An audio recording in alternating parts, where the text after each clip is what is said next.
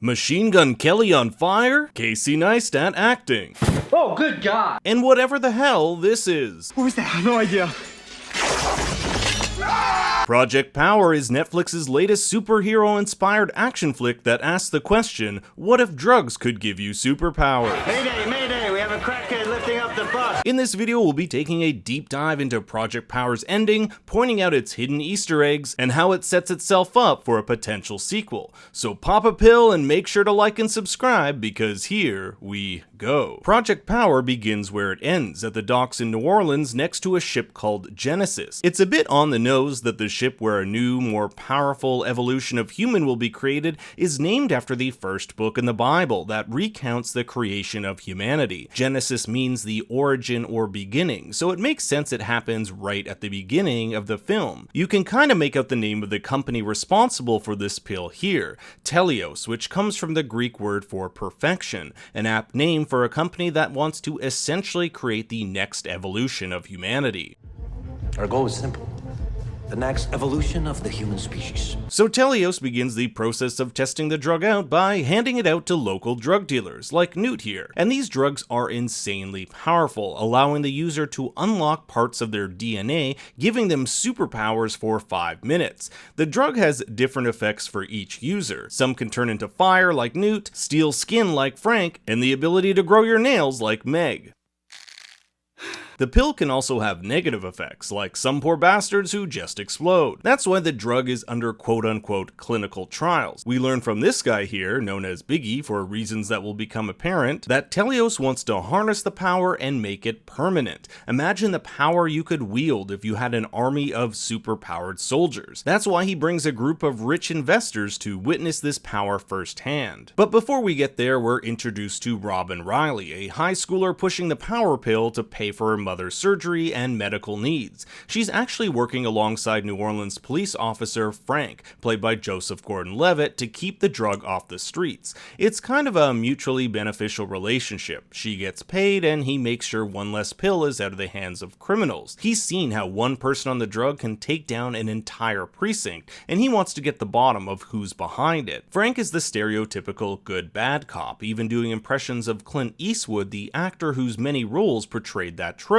He pays off dealers, but for the right reasons, even giving up his bike to Robin. He uses the drug too, but only to take down others who use it. On the other end of the spectrum is Art, portrayed by Jamie Foxx. Like Frank, he wants to bring down the organization that is creating these pills, but unlike Frank, he's not motivated by a noble sense of making the city a safer place. He wants one thing and one thing only, the safe return of his daughter, and he'll do anything to get that, even if it means kidnapping a high schooler. He does bad things, but for good reasons. So Frank and Art are quite similar. They're just motivated in different ways. Art tracks down Newt, and I love this subtle line as he answers the door.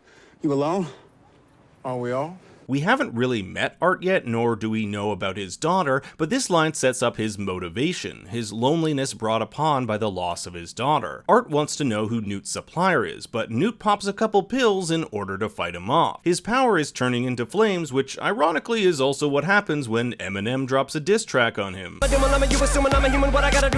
While Newt spontaneously combusts after ODing on the pill, we get our first glimpse of Art's daughter via flashback. As we'll learn throughout the film, Art's daughter was taken from him by Teleios. She is the first human to have an ability that doesn't require the pill, making her a priceless lab rat for Teleios to experiment on. You see, years ago, Art was a ranger for the US military, and Teleios, being a defense contractor, took a group of these rangers and performed experiments on them.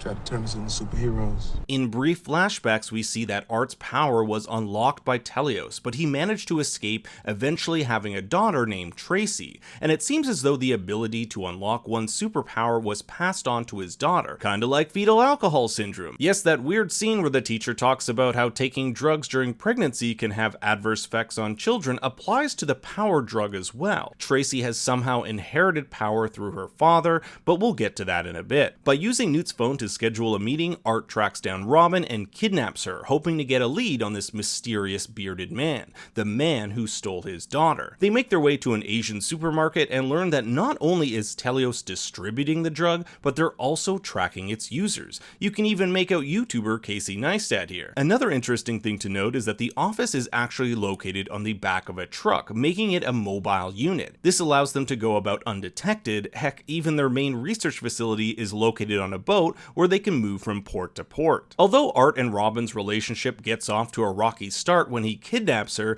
they soon form a bond. Robin has lost a father, and Art has lost his daughter. There's even a scene where he mistakes her for his girl. This love for his daughter and children in general is shown in a quick scene at the gas station where he tries to make this little girl smile. These small moments show us his humanity, a humanity rooted in the love for his daughter. Ramen ends up helping him for cash covered in blood, literal blood money, and as she makes the decision whether or not to help him, a soup can rolls by her foot. She was supposed to pick up soup for her mother, reminding her of the things we do for family, and with Art telling her he's doing this for his daughter, she eventually ends up helping him out, taking him to the vet clinic where her mom works to stitch him up. There's some kind of irony here that as he's being patched up, there are caged animals in the background, just like he used to be caged up by Telios and how his own daughter is as well. But there's a deeper discussion that takes place between Art and Robin that gets to the social commentary the film is trying to explore. It's that the system is designed to keep the people in power and the people not in power down. Because in the real world, the power goes to where it always goes, to the people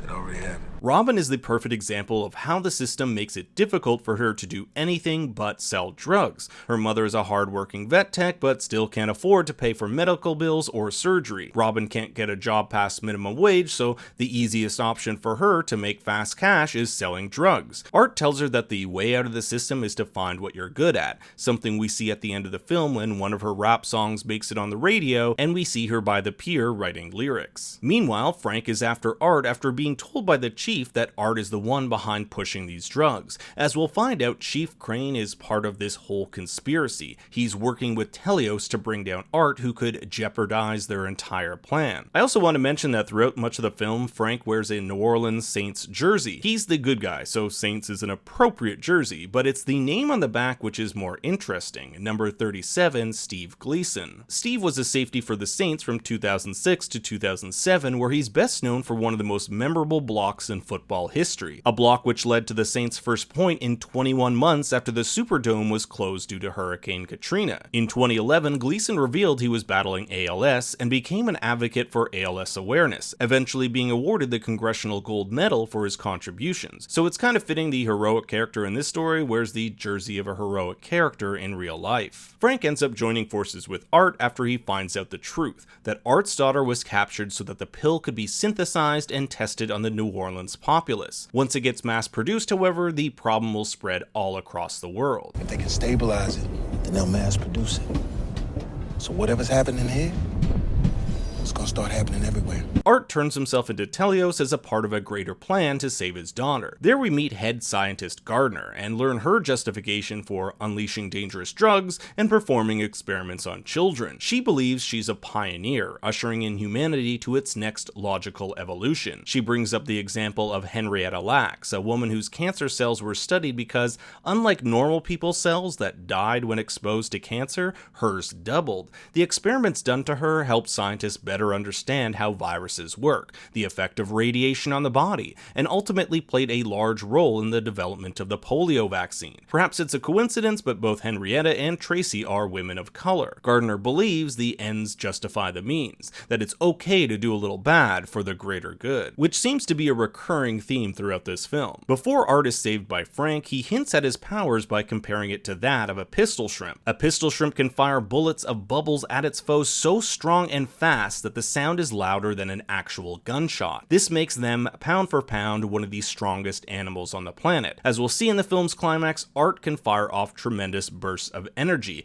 incinerating those around him. He's the pistol shrimp of New Orleans, but this energy takes its toll, essentially killing him in the process. Luckily, his daughter has the ability to heal. This is hinted at earlier when we see how a plant grows as she nears it, as well as Biggie's presentation to the investors, where he talks about how some animals have the ability ability to heal themselves. Fun fact, the name Tracy is derived from Native Irish meaning fighter and superior. As the characters come out victorious, Art says his story is done. He has his daughter and he can live his life. There's also a great shot of his daughter taking off her medical bracelet, symbolic of her newfound freedom. Frank, however, hints at the bigger conspiracy, that the government will likely not stop here, they need to be exposed, potentially opening the doors for a sequel. And Robin comes home and gives her mother the much needed money for her surgery. Oh, and that can of soup, which is a fun nod to earlier in the film. Robin's music is also heard on the radio, leading us to believe she's put her life of selling drugs behind her and has taken Art's advice to follow what she's good at. But what superhero power do you think you'd unlock if you took the pill? Me? The ability to know if a movie is good before I watch it. That's all for this video today. Please make sure to like and subscribe, and for more bad takes you can follow me on Twitter at ThinkStoryYT. Until next time, remember, Daddy loves you very much.